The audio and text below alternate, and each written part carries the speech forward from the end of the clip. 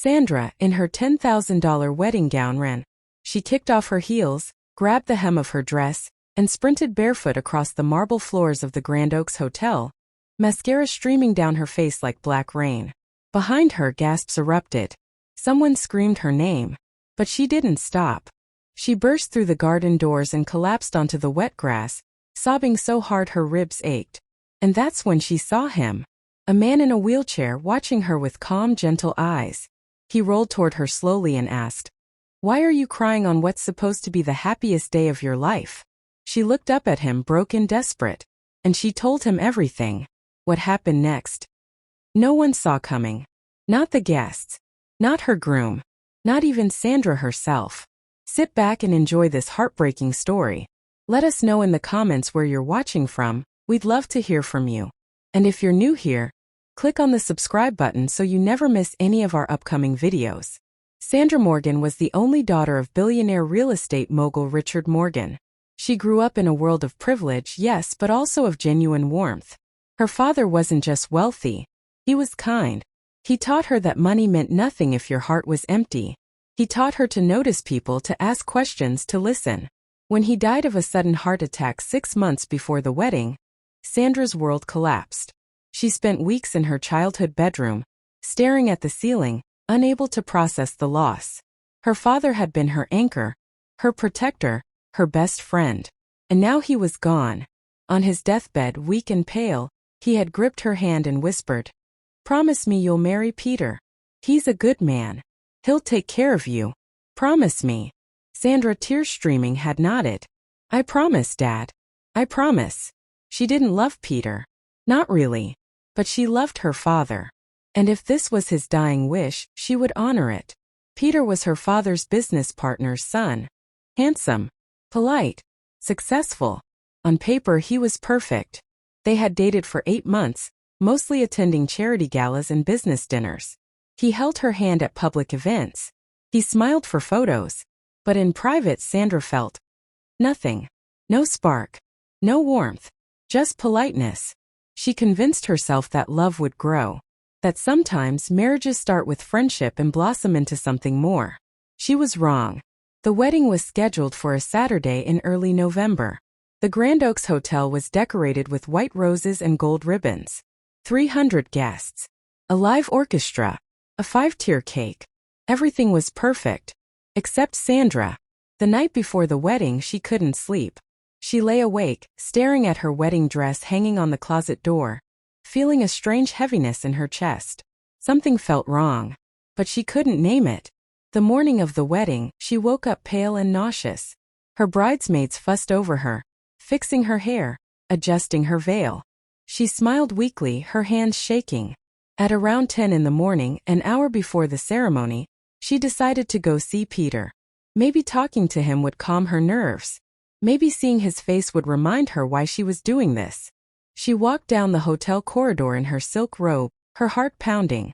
She reached his suite and raised her hand to knock. And then she heard voices.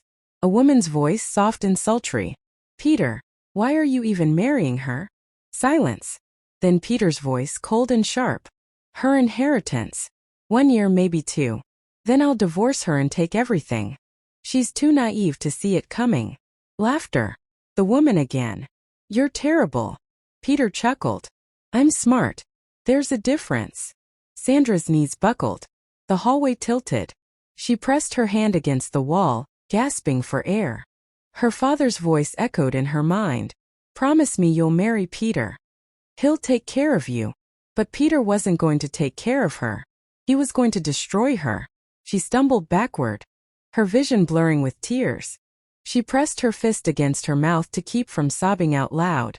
She couldn't let them hear her. She couldn't let Peter know she knew. She walked back to her bridal suite in a daze, her mind racing. Her bridesmaids were waiting, all smiles and champagne. "There you are. We were getting worried. Come on, it's almost time." They helped her into her wedding dress, zipping up the back, adjusting the veil. Sandra stood in front of the mirror, staring at herself. She looked beautiful. Like a princess from a fairy tale. But inside she was dying. Her maid of honor, Jessica, touched her shoulder. "Hey, you okay? You look pale." Sandra forced a smile. Just nervous. Jessica laughed. That's normal. Trust me, once you see Peter at the altar, all those nerves will disappear. Sandra nodded, saying nothing. She couldn't tell them. She couldn't explain. Because if she started talking, she would scream. The bridesmaids left to take their positions. Sandra was alone now, holding her bouquet, staring at her reflection. Outside, she could hear the guests settling into their seats, the orchestra warming up. Any minute now, someone would come to walk her down the aisle. Her uncle, since her father was gone. And then what? She would walk toward Peter, smiling like nothing was wrong. She would say "I do" to a man who saw her as nothing more than a bank account. She would spend the rest of her life trapped in a marriage built on lies. No, she couldn't do it. She wouldn't. Sandra took a deep breath, grabbed the hem of her dress, and walked to the bridal suite door. She opened it slowly, peeking into the hallway. Empty. Everyone was already downstairs. This was her chance. She slipped off her heels, holding them in one hand, and tiptoed down the hallway toward the back staircase. Her heart hammered in her chest. She reached the stairwell and started descending, her wedding dress trailing behind her like a river of silk. Downstairs, in the grand ballroom, the ceremony was about to begin. The guests stood as the orchestra began playing the bridal march. Peter stood at the altar, smiling confidently, adjusting his cufflinks.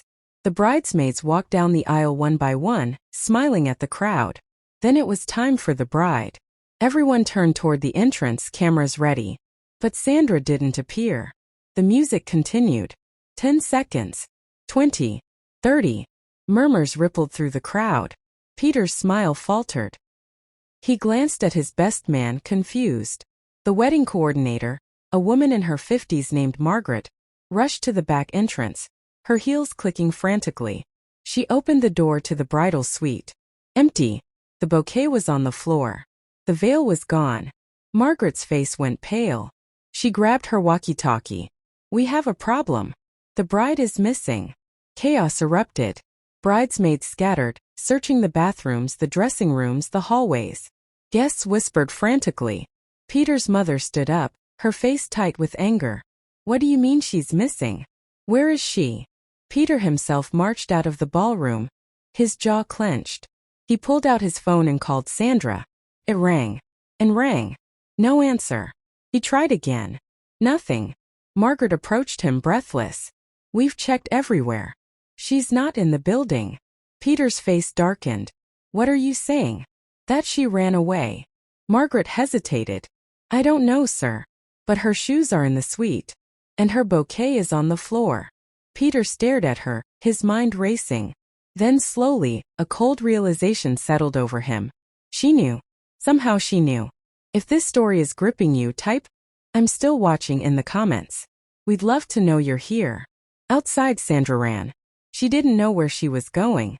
She just knew she had to get away. She ran through the hotel's grand lobby, past shocked receptionists and confused bellhops. She burst through the front doors and into the garden, her bare feet hitting the cold, damp grass. The November wind bit at her skin. She could hear shouting behind her, people calling her name, but she didn't stop. She ran until her legs gave out, collapsing near a fountain at the edge of the garden. She curled up on the grass, sobbing uncontrollably, her wedding dress soaked and muddy. That's when she heard the soft sound of wheels rolling over gravel. She looked up, tears blurring her vision. A man in a wheelchair was approaching her slowly. He was maybe in his mid-30s with dark hair, kind eyes, and a calm presence that felt almost surreal in the middle of all this chaos. He stopped a few feet away and looked at her with genuine concern. Are you okay? He asked softly. Sandra let out a broken laugh. Do I look okay? He tilted his head. No. You look like someone who just made the hardest decision of their life. She stared at him, surprised by his answer. Who are you? James, he said simply. I'm here for a conference. I saw you run past the lobby. I thought you might need help. Sandra wiped her face with the back of her hand, smearing mascara across her cheek. I just ran away from my own wedding. James nodded slowly, as if this made perfect sense. Why? She hesitated. Then, for some reason she couldn't explain, she told him. Everything. About her father's dying wish. About Peter. About the conversation she overheard that morning. James listened without interrupting, his expression never changing. When she finished, he was quiet for a long moment. Then he said, "You don't have to finish a story that's trying to destroy you." Sandra looked at him, her breath catching. "What? You're allowed to change your mind," James continued. "Even now. Especially now. You don't owe anyone your suffering." Tears filled her eyes again. "But everyone's waiting. My family. The guests. What will they think?" James leaned forward slightly. "What do you think?" Silence. Sandra looked down at her hands, at the engagement ring that suddenly felt like a shackle. "I think I can't marry him." James smiled gently. "Then don't." Back inside the hotel, chaos continued. Peter was on his phone, barking orders at hotel security. "Find her. Now. Check every room, every exit, every camera." His mother stood beside him, her voice low and venomous. "This is humiliating, Peter. Do you have any idea what this looks like?" Peter ignored her, his mind racing. If Sandra left, if she didn't marry him, he would lose everything. The inheritance. The company shares. The properties. His entire plan, months in the making, was falling apart. He turned to his best man, a slick lawyer named Craig. "If she doesn't show up, can we still claim she abandoned her responsibilities? Can we use that in court?" Craig frowned. "Depends. If she runs now, before the marriage, you have no legal claim to anything." Peter's jaw tightened. "Then we need to find her before she leaves the property." Meanwhile, guests were starting to leave. Some looked concerned. Others looked annoyed. A few were already posting about it on social media. "Bride runs away from Grand Oaks wedding" started trending within 20 minutes. Someone had taken a photo of Sandra running through the lobby, her dress trailing behind her like a white flag of surrender. The comments were ruthless. "Gold digger got cold feet. She's probably running to another rich guy. This is what happens when you marry for money." But buried in the comments, two women had posted something different. One wrote, "Wait, isn't that Peter Donovan? He scammed me 2 years ago. Said he loved me, then disappeared with my savings." Another replied, "Same here. He told me he was going to marry me, then ghosted me after I gave him $50,000 for a business investment." The posts were starting to get attention. Sandra sat with James by the fountain, her breathing finally starting to steady. "I don't know where to go," she admitted. "Everyone I know is inside that building. My family, my friends, everyone." James glanced toward the hotel entrance, where security guards were starting to fan out across the grounds. "If you want to leave, we should go now." Sandra looked at him, startled. "We?" James shrugged. "I know a back exit. Service entrance on the east side. And I have a car." She hesitated. "Why would you help me? You don't even know me." James met her eyes. "Because I know what it's like to feel trapped by other people's expectations. And because no one should have to marry someone who sees them as a transaction." Something in his voice made Sandra trust him. She nodded. "Okay, let's go." James wheeled himself toward the east side of the garden, and Sandra followed, her heart pounding. They moved quickly, staying close to the hedges, avoiding the main pathways. Behind them, Sandra could hear voices calling her name, security guards radioing back and forth. They reached the service entrance just as a catering van was pulling out. James flagged down the driver, a young guy in his 20s. "Hey, can you give us a ride to the main road?" The driver looked at Sandra, still in her wedding dress, then at James in his wheelchair. You guys okay?" James smiled. "Long story. $50 if you help us out." The driver grinned. "Deal." They climbed in. Sandra sat in the back of the van, surrounded by empty catering trays, her dress bunched up around her. James folded his wheelchair and slid in beside her. As the van pulled away from the hotel, Sandra looked back one last time. Through the window, she could see Peter standing at the entrance, scanning the grounds, his face twisted with anger. And then he disappeared from view. What would you have done in Sandra's place? Would you have run? Or would you have confronted him? Let us know in the comments. The van dropped them off at a small diner about 10 miles from the hotel. James paid the driver, and they sat in a corner booth, Sandra still in her wedding dress, looking like something out of a fever dream. The waitress, an older woman with kind eyes, brought them coffee without asking. "Rough day, honey?" she asked Sandra. Sandra let out a shaky laugh. "You have no idea." Over the next hour, James and Sandra talked. Really talked. He told her he was in town for a tech conference. He ran a small software company. He'd been in the wheelchair for 3 years after a car accident, he said. Sandra found herself opening up to him in a way she hadn't with anyone in months. He didn't judge her. He didn't offer shallow advice. He just listened. And for the first time in a long time, Sandra felt seen. Not as Richard Morgan's daughter. Not as someone's future wife.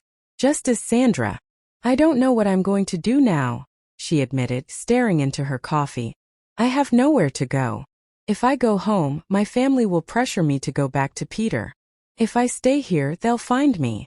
James was quiet for a moment. Then he said, "I know a place. A small apartment building downtown. A friend of mine owns it. You could stay there for a while. Just until you figure things out." Sandra looked at him surprised. "You do that for me?" James smiled. "Let's just say I believe in helping people escape bad situations." She didn't know why, but she trusted him. Over the next few weeks, Sandra stayed in the small apartment James had arranged. It was modest, nothing like the luxury she was used to, but it felt safe. James visited her often, bringing groceries, books, and tea. They would sit and talk for hours about everything and nothing. Sandra found herself laughing again, something she hadn't done in months. And slowly, carefully, she began to heal. Meanwhile, back at the hotel, the fallout from the wedding was catastrophic. Peter tried to spin the story, telling people that Sandra had a breakdown, that she was unstable, that he was the victim. But those social media posts from the 2 women he had scammed gained traction. More women came forward. 5. Then 10, then 15. All with similar stories. Peter Donovan had a pattern. He targeted wealthy, vulnerable women, gained their trust, took their money, and disappeared. One woman had lost her entire inheritance. Another had been left bankrupt. The stories were horrifying. News outlets picked it up. Groom left at altar accused of serial fraud. Peter's business partners distanced themselves. His mother stopped taking his calls. And Sandra's family, who had initially been furious with her for running, started to realize the truth. Her mother called her 2 weeks after the wedding. Sandra almost didn't answer, but something made her pick up. "Sandra," her mother's voice was shaky. I need to apologize. I saw the news. About Peter. I'm so sorry. I had no idea." Sandra closed her eyes, tears slipping down her cheeks. "I tried to tell you, Mom. I tried to say something felt wrong." Her mother was crying now. I know. I wanted you to be taken care of. After your father died, I thought Peter was the answer. I was wrong. They talked for an hour. It didn't fix everything. But it was a start. 3 months after the wedding that never happened, Sandra and James sat on the balcony of her small apartment, watching the city lights flicker in the distance. "Can I ask you something?" Sandra said quietly. James looked at her. "Of course. Why did you help me that day?" "Really?" James was quiet for a long moment. Then he said, "Because I've been where you were. Not exactly the same situation, but trapped. Feeling like I had no choice but to follow a path someone else laid out for me." Sandra studied his face. "What happened?" James took a breath. "Before the accident, I was engaged. To a woman I thought loved me. But after I ended up in this chair, she left. Said she couldn't handle it. Said she deserved better." His voice was calm, but Sandra could hear the pain underneath. "I realized she never loved me. She loved the version of me that could walk, that could be seen with in public without embarrassment. And when that version disappeared, so did she." Sandra reached for his hand. "I'm sorry." James smiled sadly. "It taught me something, though. It taught me to see people for who they really are, not who they pretend to be." They sat in silence for a while. Then Sandra said, "I think I'm falling in love with you." James turned to her, surprised. Sandra continued, her voice trembling slightly. "I know that sounds crazy. I know we met under the worst circumstances, but you've been there for me in a way no one else has. You see me, the real me, and I don't want to lose that." James stared at her, his expression unreadable. Then slowly, he reached for the armrests of his wheelchair. And he stood up. Sandra gasped, her hand flying to her mouth. James walked toward her, steady and strong, and knelt in front of her. "I'm sorry," he said softly. "I'm so sorry." Tears streamed down Sandra's face. You're not." "No," James said quietly. "I'm not disabled. I never was." Sandra's mind reeled. Why? Why would you lie to me?" James looked down, shame written across his face. "Because I'm wealthy. Very wealthy. My family owns one of the largest tech companies in the country. And every woman I've ever met, every relationship I've ever had has been about that. About my money. About what I could give them." He looked up at her, his eyes filled with pain. "So I started testing people. Pretending to be someone no one would want for money. Someone who would need care, not provide it. I wanted to meet someone who would see me. Just me." Sandra's heart pounded. "So everything we shared was real," James said firmly. "Every word. Every moment. I didn't lie about how I felt. I only lied about my legs." Tears continued to stream down Sandra's face. "How can I trust that? How can I know you're not just like Peter?" James reached for her hands. "You can't. Not completely. But I can tell you this. I watched you run from a man who only wanted your money. I watched you choose integrity over comfort, truth over tradition. And I fell in love with that. With you. Not your inheritance. Not your father's company. You." Silence hung between them. Sandra looked at their joined hands, her mind racing. She should be furious. She should feel betrayed. But instead she felt something else. Understanding. Because she knew what it was like to be seen as a prize instead of a person. She knew what it was like to question every relationship, every compliment, every kind word. She looked up at James. "We're both ridiculous," she said softly. James let out a shaky laugh. "Yeah, we are." Sandra smiled through her tears. "I should be angry. You have every right to be. But I'm not." She squeezed his hands. "Because I understand. You wanted to be loved for who you are, not what you have. So did I. And somehow, in the middle of all this chaos, we found each other." James pulled her into his arms, and they held each other for a long time. 6 months later, Sandra and James got married in a quiet garden ceremony. No grand hotel. No 300 guests. Just them, a handful of close friends, a simple altar decorated with wildflowers, and the sound of birds singing overhead. Sandra wore a simple white dress. James wore a navy suit. And when the pastor asked if they took each other, they both said yes without hesitation. It was everything Sandra's first wedding wasn't. It was real. After the ceremony, Sandra's mother approached her, tears in her eyes. "I'm so proud of you," she whispered. "Your father would be too." Sandra hugged her tightly. "Thank you, Mom." Meanwhile, Peter's life had completely fallen apart. He was arrested 3 months after the failed wedding for fraud and attempted embezzlement. Investigators found evidence that he had tried to forge Sandra's signature on multiple business documents, attempting to claim portions of her father's estate. He was sentenced to 5 years in prison. Sandra never spoke to him again. She didn't need to. On their first anniversary, Sandra and James sat on the porch of their small house, watching the sunset paint the sky in shades of orange and pink. "Do you ever regret running?" James asked. Sandra smiled. "Not for a second." She turned to him. "A wedding is one day. A marriage is a lifetime. I'm glad I chose the lifetime that brought me peace, not pain." James kissed her forehead. "Me too." Sandra leaned her head on his shoulder. "You know what's funny? Everyone thought I was crazy for running away with a stranger. But that stranger became my home." Sandra's story reminds us that sometimes, the bravest thing you can do is listen to that voice inside you that says, something's wrong. Even when the world is watching. Even when you've made promises. Because no promise is worth sacrificing your soul. And sometimes, the person who helps you escape your nightmare becomes the reason you believe in love again. What would you have done if you discovered such betrayal on your wedding day? Do you believe that love can be found in the most unexpected places? Drop your thoughts in the comments below. If this story touched your heart, give it a like, hit that subscribe button, and turn on notifications so you never miss our next story. Because trust me, the next one will leave you absolutely speechless.